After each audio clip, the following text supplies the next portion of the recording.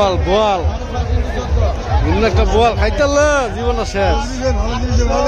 আমরা আসছি বগুড়া জামাই মেলা, এগুলো বগুড়া পরাদহা মেলা, বাৎসরিক মেলা। জামাইরা এসে এখান থেকে মাছ কেনাকাটা করে। এই যে বগুড়ার এক জামাই,